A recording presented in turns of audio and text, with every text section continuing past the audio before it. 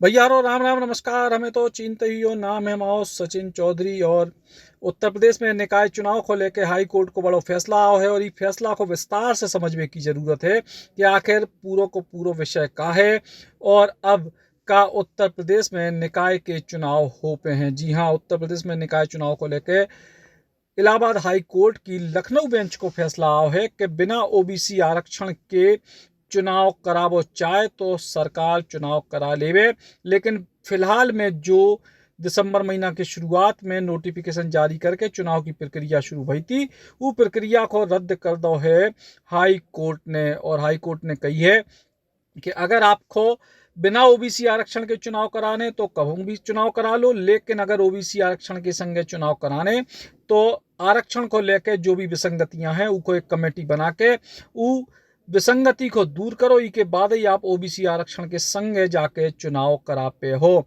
दरअसल उत्तर प्रदेश में निकाय चुनाव को ऐलान कर दोगे तो और ई में ओबीसी आरक्षण में कई सारी विसंगतियों को लेकर शिकायतें आई थी। विशेष तौर पर जा कही गई थी कि कई सीटें लगातार क्यों बार से ओबीसी हैं और कई जो सीटें हैं वे क्यों बेर से सामान्य हैं, और ऐसे में आरक्षण में सीधे तौर पे विसंगति दिखाई दे रही है।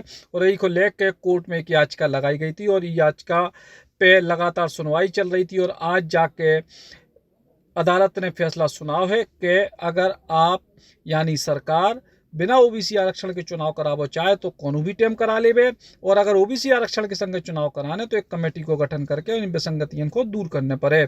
और यही के बाद अब निश्चित तौर पे जो चुनाव है वो टलवे की स्थिति में है। काय के बताओ जा रहा है कि सरकार उच्च न्यायालय यानी हाई कोर्ट के फैसला के खिलाफ सुप्रीम कोर्ट को रुख करे और सुप्रीम कोर्ट में का निर्णय आए, ई के बाद ही चुनाव की नई प्रक्रिया शुरू हो पे है। और ऐसे में फिलहाल उत्तर प्रदेश में निकाय चुनाव की जो तारीखों को ऐलान होने वालों हो तो अधिसूचना जारी हो रही थी, उन सब पे जितनी भी जो प्रक्रिया थी वो पूरी की पूरी प्रक्रिया पे फिलहाल रोक लगा दी गई है। और ये पूरे के पूरे मामले में जो याचिकाकर्ता थे उनको क्या बहुत कि ओबीसी आरक्षण एक प्रकार का राजनीतिक आरक्षण है और ई को सामाजिक आर्थिक और पिछले जो शैक्षणिक पिछड़ापन है को लेवो देवो नैया। ऐसे में ओबीसी आरक्षण तय करे जावे के पहले सुप्रीम कोर्ट द्वारा दी गई व्यवस्था के तहत डेडिकेटेड कमेटी द्वारा ट्रिपल टेस्ट करावो जो है अनिवार्य है।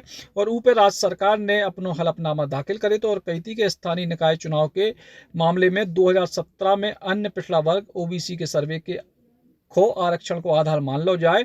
सरकार ने कही कि इस सर्वे को ट्रिपल टेस्ट मान लो जाए, लेकिन हाई कोर्ट ने ये पूरी की पूरी जो प्रक्रिया है और जो सरकार को जो हलफनामा है तो उसको नहीं माने और सीधे तौर पे कही कि आप जो है पूरे ट्रिपल टेस्ट या कमेटी बना के जितनी विसंगतियां हैं उनको दूर करो और ई के बाद आप चुनाव करा सकत। अगर आपको ओबीसी आरक्षण के संग चुनाव कराना हो बिना ओबीसी आरक्षण के यानी ओबीसी सीटों को सामान्य घोषित करके अगर आप चुनाव करावो चाहो तो आप चुनाव करा सकत हो।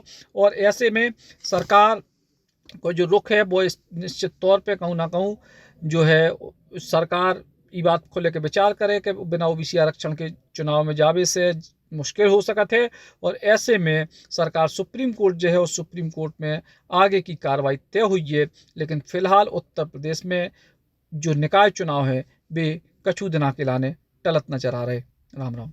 Eklavya University Damoh will guide you towards a bright future. 28 acres of lush green campus, largest campus of Bundelkhand, experienced and dedicated faculty. 50 future-ready courses taught in 12 different schools, separate courts and ground for sport, fully equipped lab and workshop, safe and fully equipped separate hostel for girls.